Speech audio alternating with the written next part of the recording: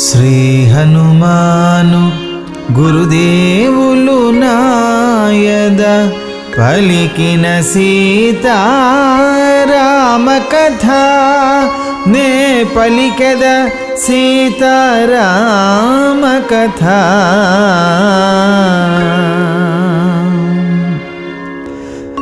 సమాజం ఎప్పుడైనా బాగుండాలంటే అందరూ సహకరించాల్సిందే. అందరి యొక్క సమిష్టి కృషి వల్లే సమాజం ఎప్పుడూ బాగుపడుతుంది. ఎవరో ఒక్కరు చేసేటటువంటి పని వల్ల సమాజానికి ఇబ్బంది కలుగుతుంది, కానీ సమాజం బాగుండాలంటే అందరి యొక్క సమిష్టి కృషి సంపూర్ణంగా సమర్పణ జరగాల్సిందే. అలాగే మన పూర్వీకులు, మన పెద్దలు ఏం చేసినా మనమంతా బాగుండాలని వాళ్ళంతా కష్టపడ్డారు. రామాయణం కూడా మనకు అదే తెలియజేస్తోంది. నారాయణుడు వైకుంఠాన్ని వదిలిపెట్టి భూమి మీద అడుగుపెట్టాడు. భూమి మీద ధర్మాన్ని సత్యాన్ని నిలబెట్టాలని, అలాగే సమస్త మానవజాతి ఉద్ధరింపబడాలని, ఒక గుర్తింపు కలగాలని, మానవులకు ఒక గుర్తింపు పెరగాలని ఉద్దేశం చేత మనుష్యలోకంలో ఆయన సంచరించి మన అందరినీ ఉద్ధరించి మన జీవితాలకి ధన్యత కలిగించాడు. సదా భగవంతుడు ఎప్పుడెప్పుడు మానవులకి భూమికి కష్టం కలుగుతుందో అప్పుడప్పుడు ఏదో రూపంలో వచ్చి మనందరినీ అనుగ్రహించాడు. అలాగా రావణాసురు చేత పీడింపబడుతున్నటువంటి ఈ ముల్లోకాల అన్నిటి నుంచి మనందరినీ రక్షించాలని ఉద్దేశం చేత ఆ నారాయణుడు రాముడు కింద కౌసల్య గర్భాన ఉద్భవించాడు. అయితే మానవ ధర్మాలకు లోబడి ఉండటం చేత తాను ఇంత మహత్తరమైనటువంటి కార్యాన్ని జయించాలంటే తాను కూడా ఒక గురువు దగ్గర శిక్షణ పొందాలి. అన్నీ తెలిసినటువంటి పరమాత్ముడికి మళ్ళీ అన్నీ నేర్చుకోవాల్సినటువంటి అవసరం ఈ భూమి కలిగించింది. అంత గొప్ప పుణ్యభూమి ఈ భూమి. అందుకే ఈ భూమి మీద సంచరించే ప్రతి మానవుడు చాలా గొప్పవాడు, చాలా అదృష్టవంతుడు. సకల సుఖాలు దుఃఖాలు అన్నిటినీ జయించి పుణ్యప్రాప్తిని పొంది మోక్ష సాధనకు యోగ్యమైనటువంటి భూమి ఈ భూమి. నారాయణుడికైనా ఈశ్వరుడికైనా దేవతలకైనా ఋషులకైనా స్థిరమైనటువంటి గొప్ప ఆవాసం ఈ భూమి. అటువంటి భూమిని మరి రక్షించడానికి ఆ రాముడు వస్తే మహాత్ములు ఊరికే ఉంటారా? వారు ఏది చేసినా దాని యొక్క అర్థం పరమార్థం లోకహితానికే కదా.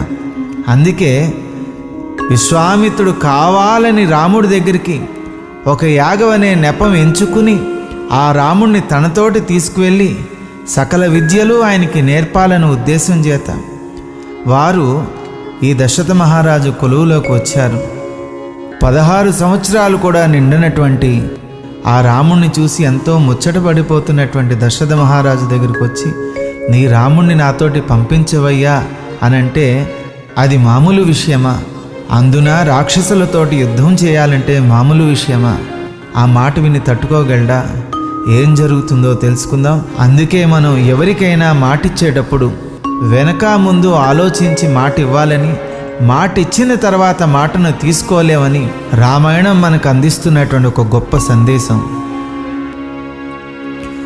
శ్రీ హనుమాను గురుదేవులు నాయద పలికిన సీతారామ కథ నే పలికద సీతారామ కథ.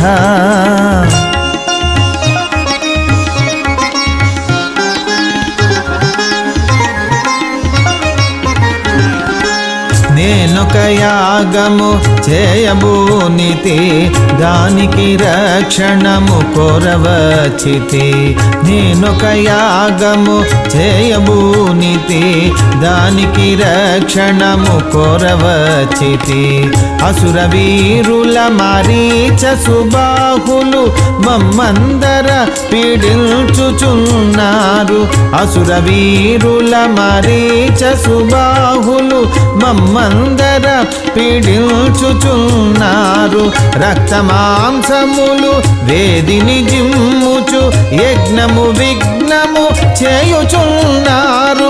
రక్తమాంసములు వేదిని జిమ్ముచు యజ్ఞము విఘ్నము చేయుచున్నారు అని బల్కెను విశ్వామిత్రమౌని అని బల్కెను విశ్వామిత్రమౌని దశరథుని గని ఆలకింపుమని శ్రీ హనుమాను గురుదేవులు నాయద పలికిన సీతారామ కథ నే పలికద సీతారామ కథ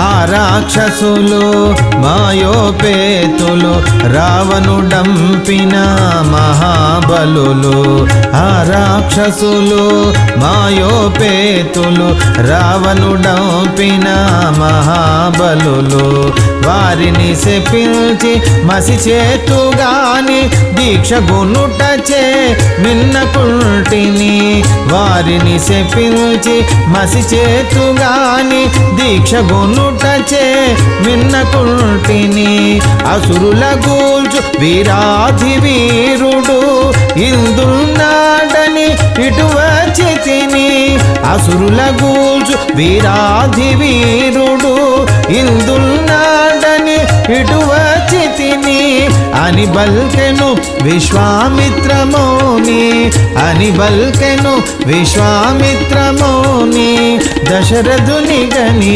ఆలకింపుమని శ్రీ హనుమాను గురుదేవులు నాయద పలికిన సీతారామ కథ నే పలికద సీతారామ కథ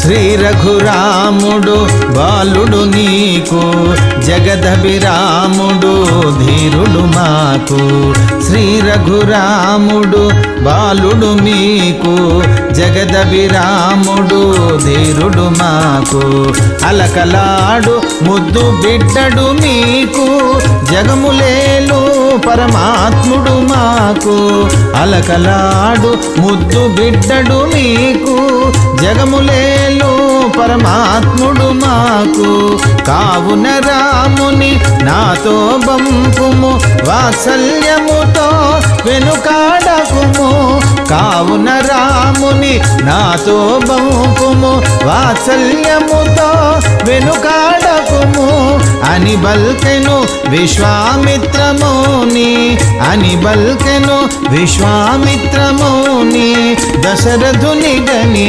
ఆలకింపుమని శ్రీ హనుమాను గురుదేవులు నాయద పలికిన సీతారామ కథ నే పలికద సీతారామ కథ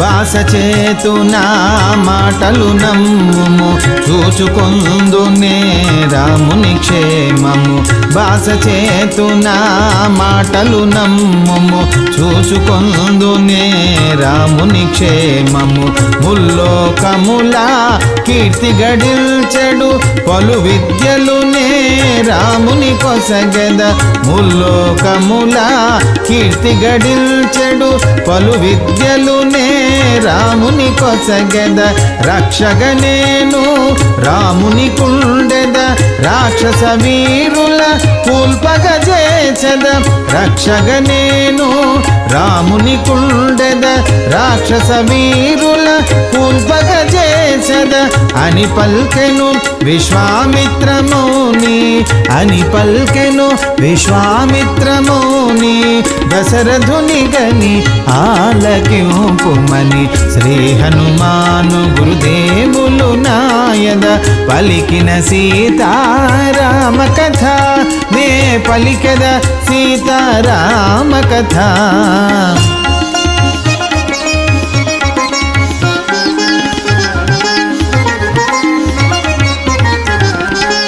రాముని దివ్య తేజమే చాలు అసురులు బెదిరి పారిపోవుటకు. రాముని దివ్య తేజమే చాలు అసురులు బెదిరి పారిపోవుటకు.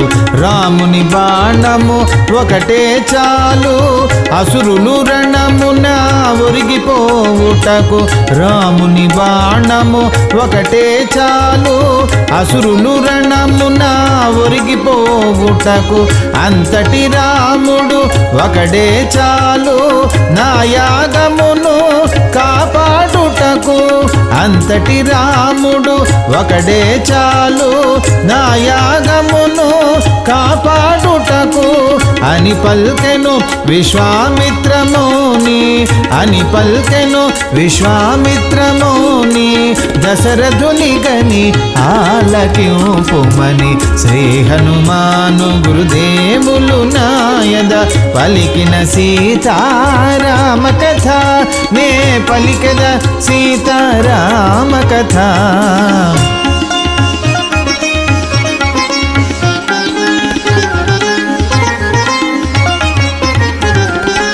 నాకు తెలుసు శ్రీరాముని విషయము కావలనన్నని మంత్రుల నడుగుము.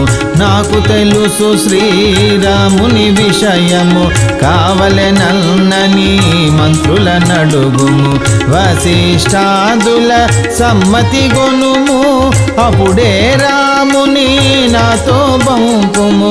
వశిష్ఠాదుల సమ్మతి గొనుము అప్పుడే రాముని నాతో బంపుము. యాగము జరిగెడు 10 రోజులును రాముడు నాతో ఉండిన చాలును. యాగము జరిగెడు 10 రోజులును రాముడు నాతో ఉండిన చాలును అని బల్కెను విశ్వామిత్రముని.